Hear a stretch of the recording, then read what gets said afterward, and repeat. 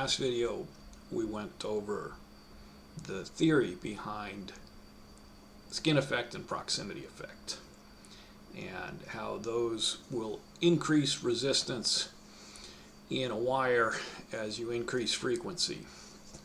And the take home is, if you want to mitigate proximity effect, then you want to have the wires spaced out from each other.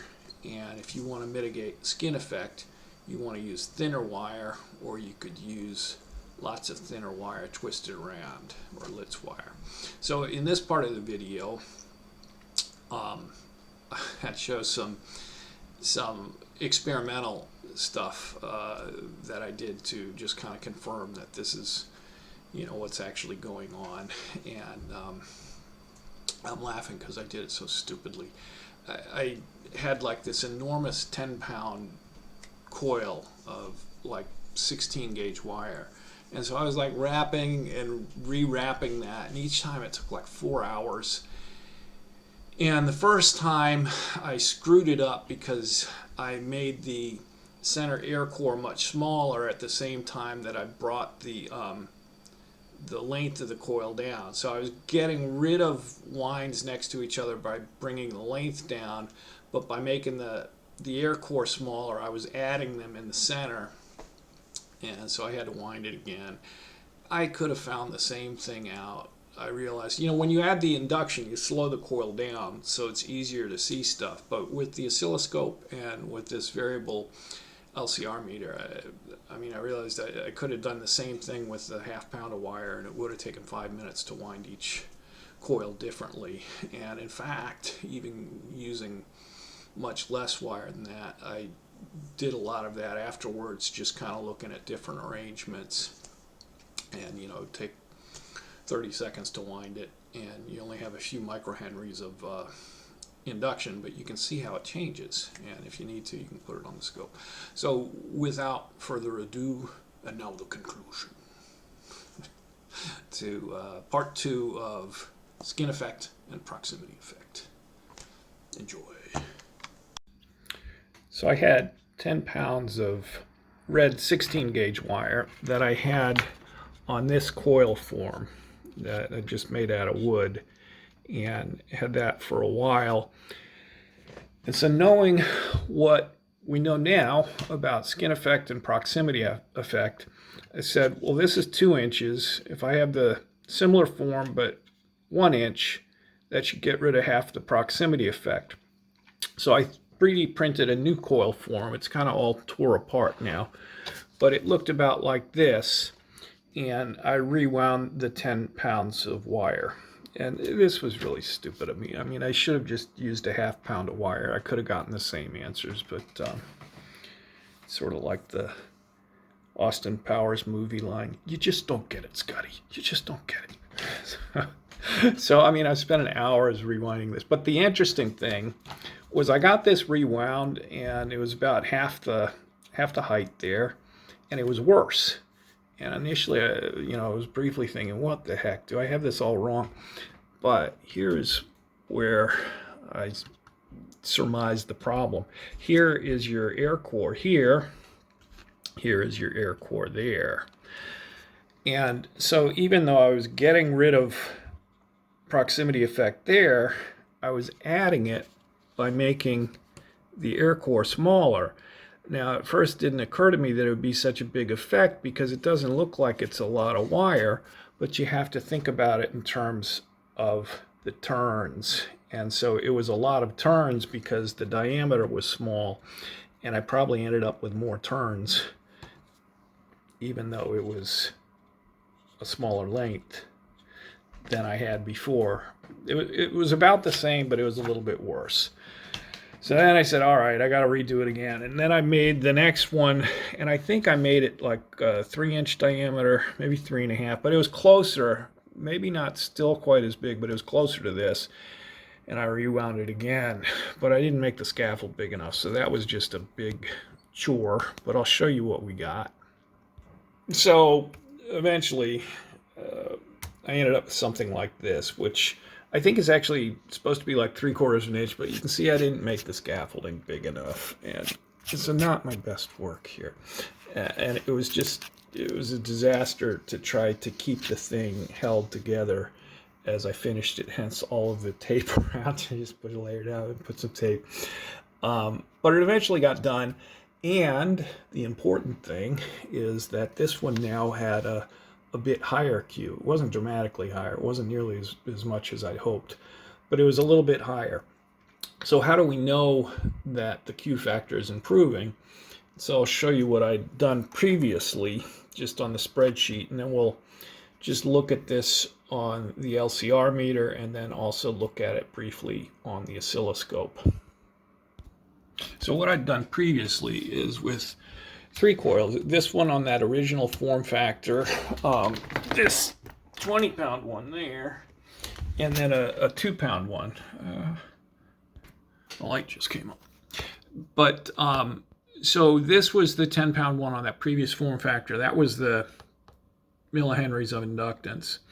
And then you can put in a particular cap size and you can figure out what the resonant frequency is. So here's a very, very small cap, at least you know what I'm thinking. And that would give a frequency of about, resonant frequency of about 7.6 kilohertz. And so I started with cap size of 20 UF. What is it? I guess that's the pulse duration. There's the frequency, that's 117 hertz.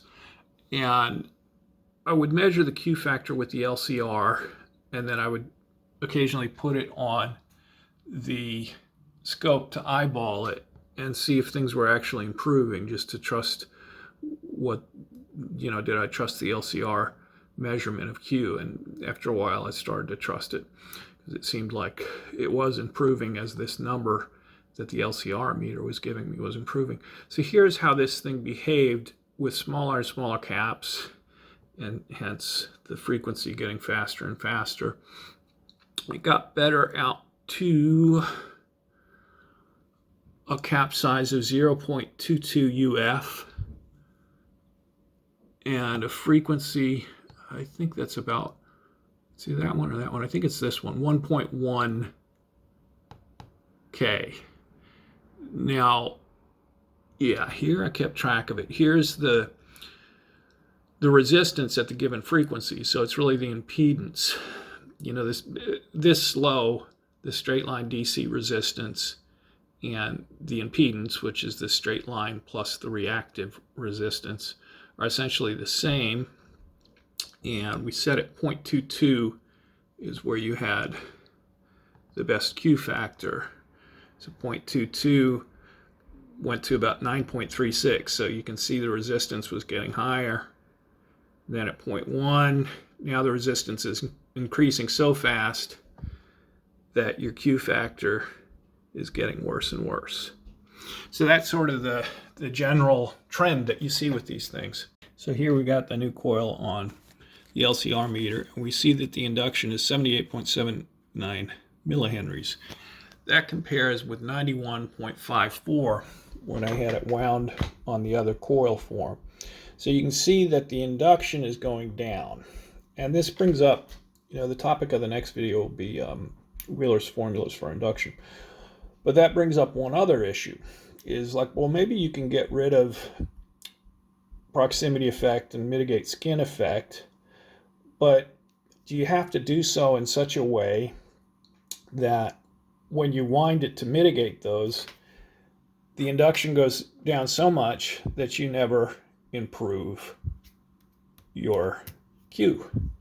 And the short answer is no, but you can think about it. If the induction had gone down, like say 9-fold, then, and you ran into skin effect only when the frequency had increased, when it was going twice as fast. If the induction had gone down 9-fold, then the same cap would now discharge 3 times faster, and so you'd never get anywhere. It would be getting worse. So in other words, you want to preserve as much induction while still getting rid of the proximity effect. And so it's getting worse, but what happens with the Q factor? And so, just to kind of emphasize that point again, your Q is really determined by your pulse duration over the tau time. The tau time is L over R. It's the pulse duration over tau time. And I put that in there, and you can see that getting better and better until it starts getting worse and worse. And I also took that number here and I just divided it by the Q. And remember, we're measuring the Q right off of here, but you see that it's always the same. It's a constant. So in other words, once you know your pulse duration, your induction, and your resistance, you know the Q. This number here is basically the inverse of the Q. And you can just calculate it from those. So to just try and illustrate that for you real quick and make this a little clearer, we're saying that the induction with the rewind went from 91 to 78.77. So 78, if we change this to 78.77, you have the same pulse duration, 2.12, then you can see that that number goes up. And if that number goes up, it's the inverse Q, so Q is worse for that particular pulse duration. Now set it back to what it was.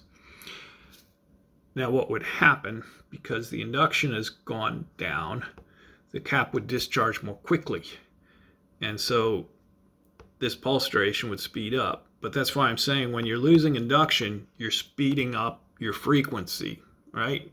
If you're losing induction, your resonant frequency is speeding up. And so you might wind the coil such that you don't run into proximity effect until a higher frequency. But if you lose too much induction at the same time, then as I said, you're just chasing your tail. Fortunately, that's not the case. So there's our straight line DC resistance, 5.28. And we see that it was like 5.35 when we were at 100 hertz or something. So essentially no reactive resistance when it's slow. I'll tell you what we'll do. Well, even before we get to that, I'll just tell you real quick what I was seeing with the other coils. So this was a 2-pound coil that was wound in a much better way. But of course, the induction that you're starting off with was only 14.17.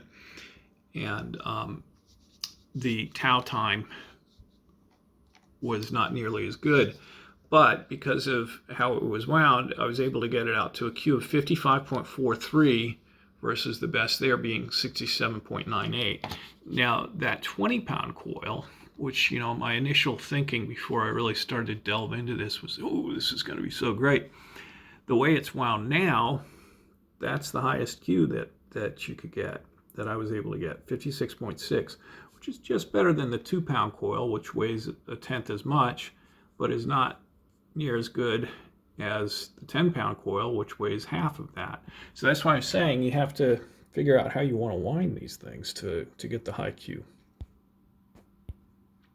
So let's do this. I'm trying to figure out how I can kind of set this up so we can maybe see both of them at the same time. So let's just copy and paste. It's not all going to fit, but we'll make it fit. So over here, let's put in a new induction, 78.77. So if we had a 20 UF cap, then the frequency it would oscillate at, instead of being 117 hertz, that's not much. It's only 118, 107. Oh, yeah, no, that's right. What am I doing wrong? Anything? Here's what I'm doing wrong. It didn't update down here. 127. That sounds more like it. So 127. So we know the resonant frequency is 127 hertz. So we set this to 1. Where am I? 1, 2, 7. Okay. This will be constant over the frequencies. That's what I've always seen. So what I'm actually interested in is resistance. Come on.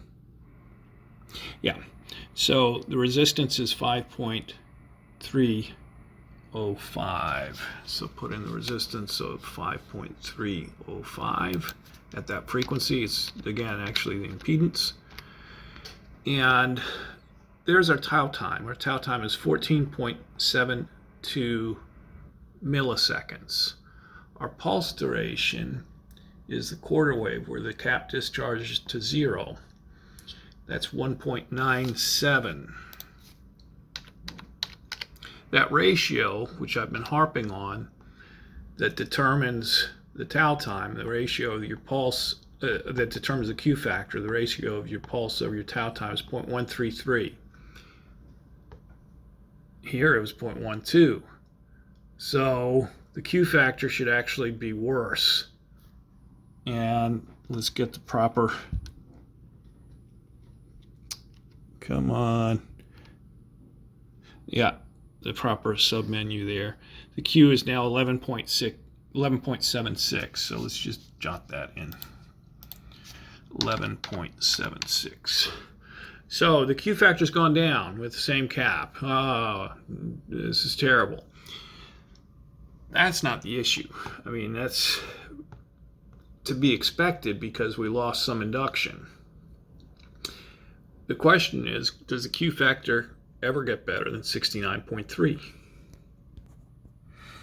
So I'm not going to go through all of these, but we saw here 0.47 Q is 61, 0.22 UF cap was where it was best, and then at 0.1 it started dropping off and then kept dropping off as I went smaller and smaller with the cap. So let's look at these three. So 0.47, we put that in. Frequency is now 827 hertz. That would compare with the previous wind 767 hertz. So let me just jot this in and we'll look at it. So here's sort of the interesting thing. So we've gone up to 827 hertz, and the resistance is now 6.85 versus the 5.3 previously. And we're at 827 hertz. Now, this one, which was slower at 767 hertz, had a resistance, where is it? Yeah, resistance of 7.25 ohms instead of 6.85. Now, what is our Q? Our Q is 60.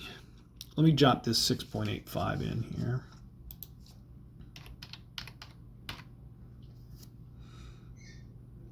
And our Q is 59.9.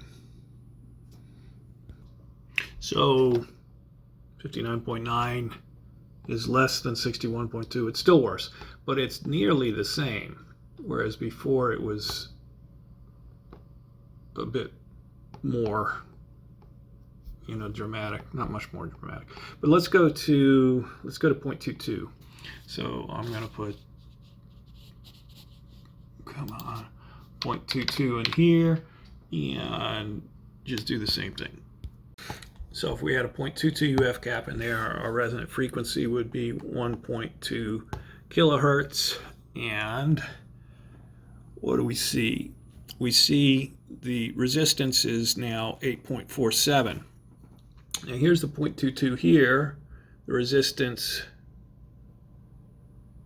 was 9.36, but it was also running at 1.1 kilohertz instead of 1.2 kilohertz. So it was slower and it had more resistance. So if we had a 0.1 UF cap in there, then our frequency would be 1.79 kilohertz. 1.79 kilohertz. The impedance is now gone up to 11.9. Well, 11.97 was what it said the first time. Look at the Q now. 74. 74.3. 74.3. So that's now convincingly better than how it was wound previously, even though we lost induction. You can also note at 0.22 was where this thing did best, and then it started getting worse there. Here, there was 0.22, and at 0.1, still getting better. Still getting better with the Q factor at 1793 hertz, whereas this thing, the fastest it could go was 1.1 kilohertz before it started getting worse. So you see there is a change, but we can see the resistance is starting to snowball. And I haven't done this one yet, but I suspect if we put 0.047, it's going to be a little bit worse, but let's see. Yeah, so if we put in 0.047 now, your resonant frequency is 2.6 kilohertz at 2,616 hertz. Your impedance has jumped to that, and your Q factor is moving the wrong direction now. I'll just jot that down. So this was a silly amount of effort for just this modest improvement in Q. But it is definite, 69.3 to 74.3. And I reasoned it out. He knows, doctor. And this is what I would have expected it to do. I was hoping for something more dramatic, but it's there. And so I can see what people are talking about. I should have done it with a ½ pound of wire instead of 10 pounds, but that's neither here nor there at this point. In the next video, we'll talk about Wheeler's formulas for induction. And that is, how do you wind a coil to have the most induction for a given length of wire? That's basically what it's about. And you can see from what we did here that the more you can preserve the induction, the better. But we're also going to want to space the wires out. And so when you put those two together, then you can come up with, all right, how do we really want to do this to have a very high Q factor coil? And I'll probably just go with the 10 pounds. No, I'll probably do some interim small coils just to not be beating my head against the wall again, figuratively speaking. Let's go ahead and put a 0.1 UF cap on the oscilloscope and just make sure that it does have a high Q, and then that'll probably be it. So just to confirm that we actually do have a pretty high Q factor, here's a 0.1 UF cap, and we're going to let it ring about that delay of 10 milliseconds. We'll let this ring about 18 times or so. And let's throw, let's say 10 volts at it and see what shows up. Come on. All right, that's what shows up. So let's diddle a little bit.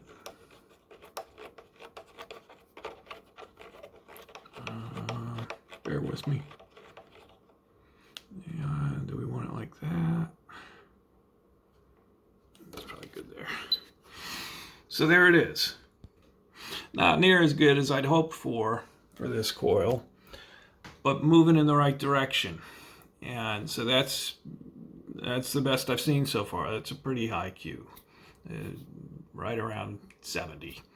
So want to do a lot better than that.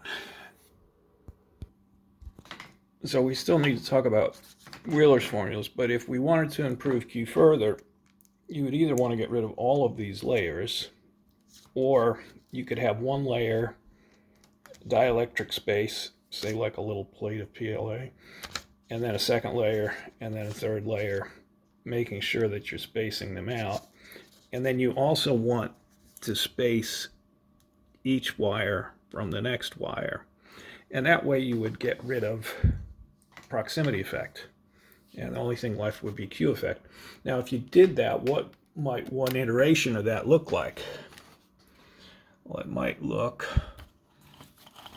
a little bit, you want to use thick wire to get the low resistance. It might look a little bit like that. And if we zoom in, let me try to zoom in a little. You can see the wires aren't right on top of each other, and it's real thick wire. And I bet that took a long time to throw together. Who's that guy anyways? Okay, looks pretty smart though. He's got a big book. So that would be a very high Q factor coil. And with any luck, I would, at least get past a Q of 100. Maybe that's a good goal. All right, very lengthy video. There's more to cover yet. We got to talk about Wheeler, and then I'm going to print the scaffolding. As I said, I think I'll do it kind of in stages with a small coil first, but a scaffolding to go to a really high Q factor coil next. Thanks for coming along, and stay healthy. Take care.